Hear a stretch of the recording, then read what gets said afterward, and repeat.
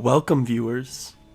Well, I'm not sure how consistently I'm actually going to be able to do these videos, but for the time being, I'm going to start on my next one now, so that there isn't like a 6-month wait time or however long it was between videos. But anyway, for those of you wondering, who are like, I've already done the good challenge for Battlefield Earth 2, for this one, I really am going to try to do the challenge where no soldier dies, which means that in a full unit, one of the tiny little soldiers counts.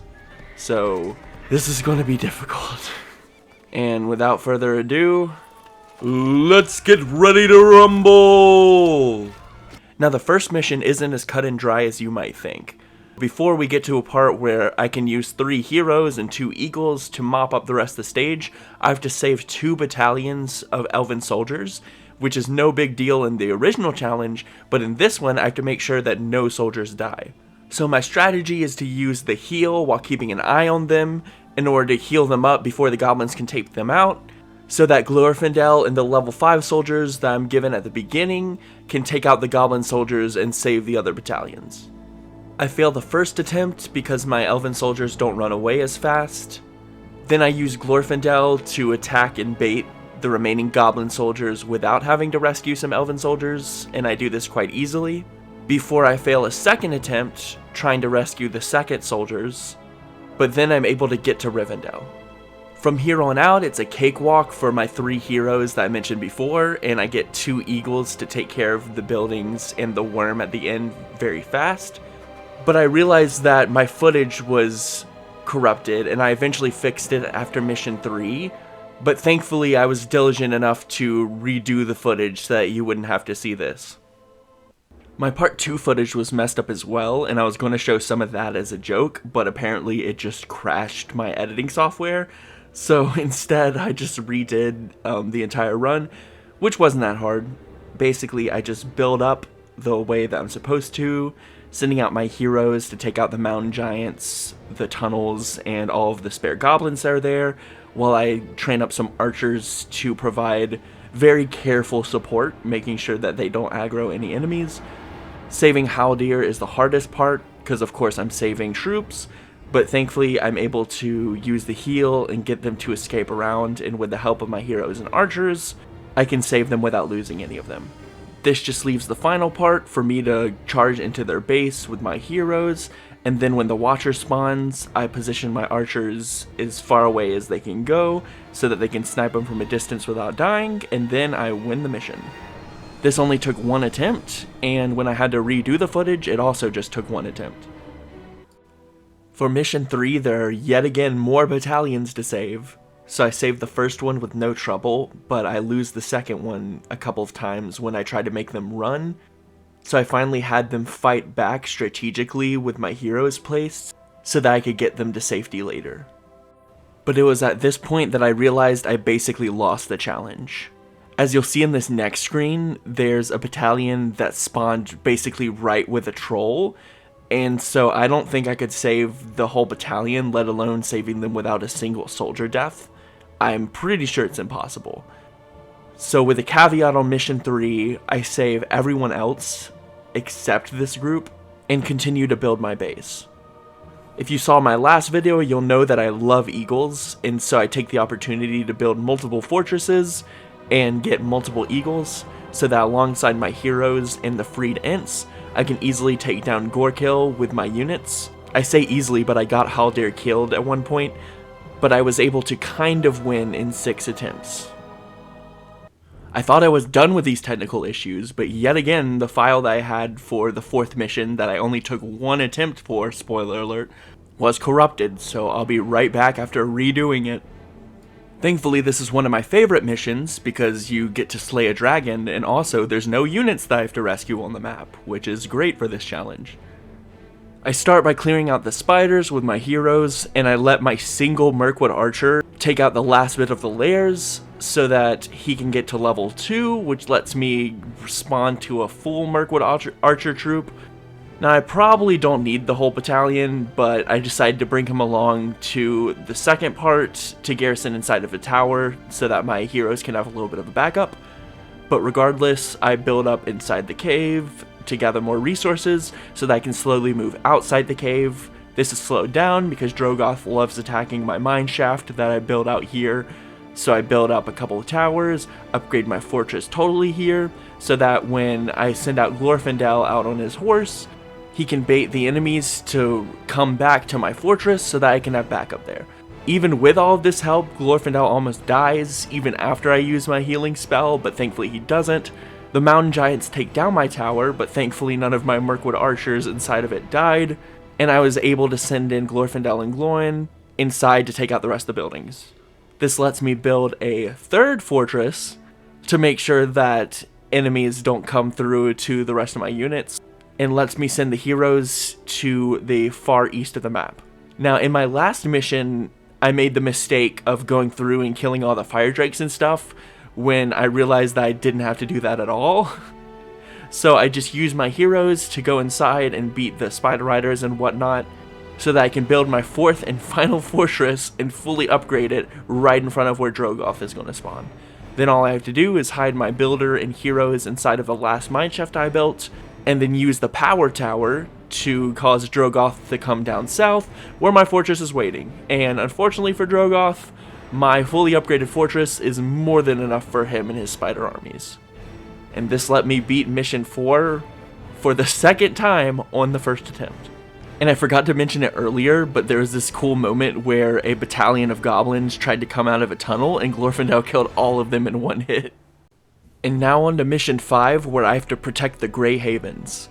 After defeating some Corsairs with my heroes to make sure that none of my units die, I now have a very exploitable amount of time where the clock does not move until I capture 2 shipwrights, and I have nearly half the map to work with. So naturally, I build up as many Malorn trees as I can, and as many fortresses as I can that will defend the beaches from the oncoming waves, but obviously where there are elven fortresses, there are eagles. So honestly, I wasn't sure how eagles would fare against ships, because ships shoot projectiles which can hit eagles, but when I flew over them, I realized that ships did very little damage to the eagles, which meant that the enemy fleet that I was very worried about, because I know from experience that defeating this blockade with my own ships is very difficult without losing a ship, became a relative cakewalk with air support. So next I used the eagles to wipe out the small Corsair base in the south, while finally capturing the shipwright and building a transport just to let those objectives go through. And although there were 3 waves from the sea, they all ended the exact same, which is that the tiny bit of units compared to the power of my fortresses did them very little good. So I took my victory with 1 attempt. Now, to be honest, I've been dreading mission 6 since I started this, and from the outset I'm going to say I think that Seldwyn's going to be impossible in this challenge. So I tried it the brute force way to begin with, where I let off with Dane wherever I could, but the soldiers just die too easily the way that the enemies are positioned. Unfortunately, that was when I realized that I didn't have the barrage ability that I wanted, so I actually had to redo missions 1 through 5 in order to get back to Seldwyn with the barrage power. The reason I did this is to attack the fortress directly. Unfortunately, it didn't do nearly enough damage, and even with a battle tower, and I even summoned Tom Bombadil alongside of it, even though that would be going against my rules, it didn't do nearly enough, and the fortress was fully repaired by the time that I attacked it again. So, while I say that the Mission 3 victory was an asterisk, Seldwyn I'm just completely giving up on. So I just went through it normally, got a massive hobbit army once I captured this inn, and then did a back and forth across the water while the worm chased after me and all these Mordor forces chased after me until I could invade and destroy their fortress normally. So I gave up after 9 attempts. For Erebor, thankfully I don't have to rescue any battalions, but I do have to defend the entirety of Erebor from 3 massive waves of Mordor attackers.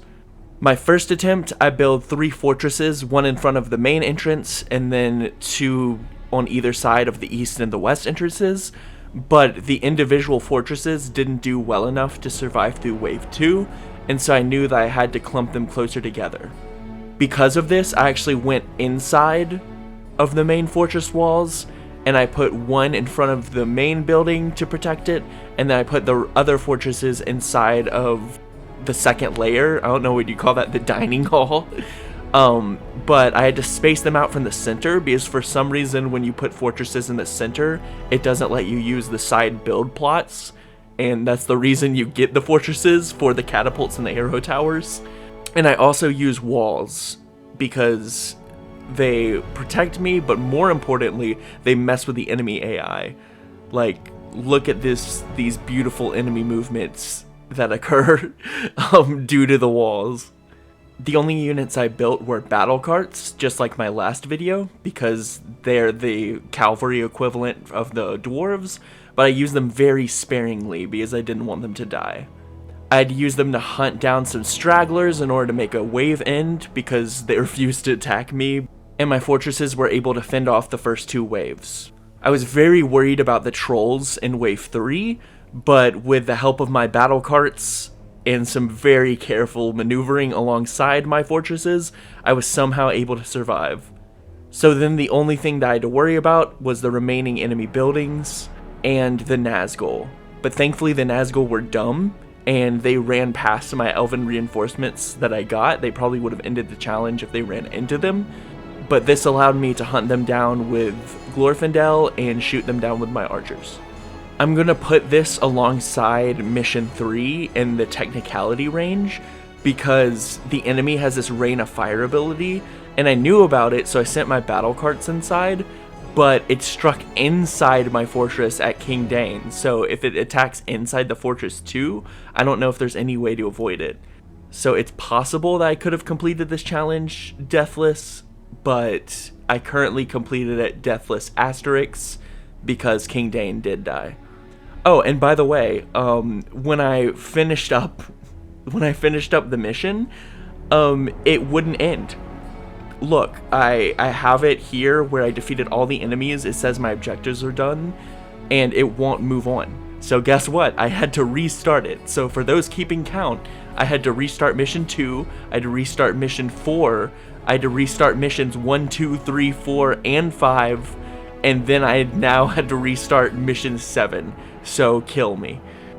But on the bright side, I defeated Erebor after only 7 attempts, with only King Dain as my casualty. And now for the final stage, I get to be the one to besiege Dol Guldur instead of the other way around. Unfortunately, the enemies come pretty relentlessly from the start that doesn't give me much peace, so I have to figure out how to build walls as quickly as possible. I send my units into the bottom left corner and squeeze them as tight as possible so the units don't get through, except for Elrond, who is my only hope to keep them off while I build up the fortress. Unfortunately, in attempt 1, I lost a builder at some point while trying to get my resources. In attempt 2, the enemies got to my axe throwers because I couldn't build tight enough, so I finally had enough. And in attempt 3, I just made a right triangle that walled off this tiny bit of land for all of my units, with only Elrond on the other side. Unfortunately, this only let me build 1 Malorn tree along with the fortress, which meant that I collected resources super slowly. And it wasn't like the other stages where I was at peace, so I couldn't just leave the game alone while I went to watch House. I had to actively play the game with Elrond and eventually my first eagle when I got enough resources. Over time, I'm able to build more fortresses and get 2 more concentric layers of walls to really protect my units inside. After I have a good amount of eagles, I can finally form the Eagle Squad. The job of the Eagle Squad is to charge into Dol Guldur and take out a layer at a time, crashing in, destroying the towers and taking out the buildings, and then retreating when they've taken too much damage. After repeating this process a couple times, I've destroyed every building within Dol Guldur, and all that's left is to light the signal fires. Once the signal fires have lit, then I get my allies, send them to the corner where I have the rest of my units, and then I wait for the rest of Mordor's waves. In preparation for the waves, I build 1 more fortress on the outside, this time with a dwarven fortress and dwarven walls, which are much better, and I use my powers and my eagles as well as the defenses that are already there in order to beat back the enemies and win the level without taking a single death. So I beat Dol Guldur in 3 attempts. Thank you for all my viewers for joining me. This is a bit frustrating at times, but I'm glad that I got to finish it. Until next time.